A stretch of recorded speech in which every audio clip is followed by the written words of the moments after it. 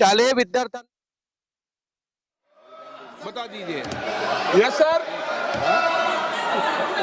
Please no no please, और को लोगों को बोलने दें आप, प्लीज डिबेट शुरू करने दें। डिबेट शुरू करो, आपने जो डिबेट शुरू करो, please please. Speaker sir, yes.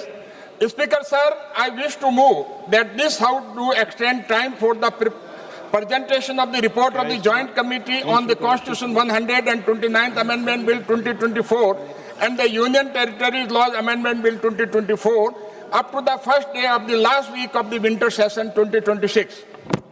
प्रश्न है कि श्री पीपी चौधरी द्वारा प्रस्तुत प्रस्ताव को स्वीकृत किया जाए। जो सदस्य प्रस्ताव के पक्ष में हाँ कहें। हाँ। जो सदस्य प्रस्ताव के पक्ष में ना कहें।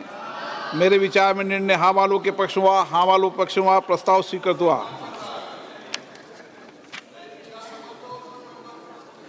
अब दिलेश्वर कामत जी हैं, एक मिनट रुकिए, पर एक ले लें। Item number 14 Nityanand Rai.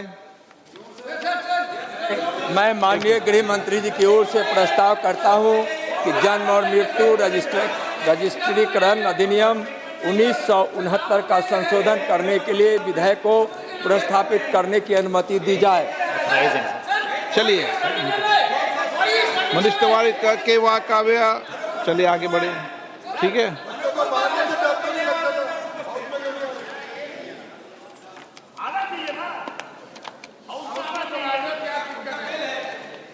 लोक परीक्षा प्रश्न है कि विधेयक को प्रस्तावित करने की अनुमति प्रदान की जाए। जो सदस्य इसके पक्ष में हाँ गए, जो सदस्य विरोध में ना गए। मेरे विचार में निर्णय हाँ वालों के पक्ष में, हाँ वालों के पक्ष में अनुमति प्रदान की जाती है। माननीय मंत्री जी अब विधेयक प्रस्तावित करें। माननीय अध्यक्ष महोदय, मैं विधेयक प्रस्तावित करता हूँ। माननीय सदस्यगण, जिन्हें नियम 377 के तहत आज मामले उठाने की अनुमति दी है, वो व्यक्तिगत रूप से अनुमोदित पाठ सदन के पटल पर रख सकते हैं।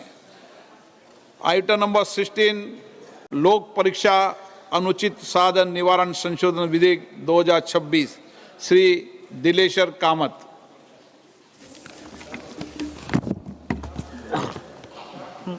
माननीय अध्यक्ष महोदय, आपने मुझे महत्वपूर्ण लोक परीक्षा अनुचित साधन निवारण संशोधन विधेयक 2026 पर चर्चा में भाग लेने का अवसर दिया, इसके लिए मैं आपका आभारी हूं।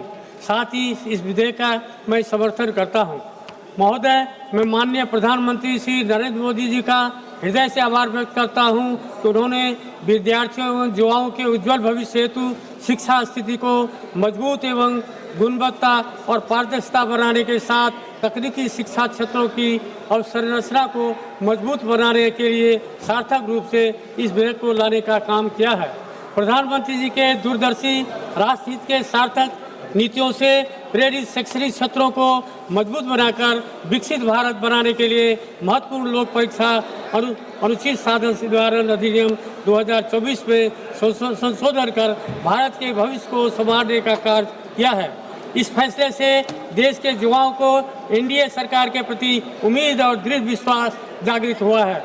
महोदय, मैं भारत के करोड़ों विद्यार्थियों के हित में उनके बड़े बड़े सपनों को साकार करने के लिए सदन में अपना पक्ष रख रहा हूँ।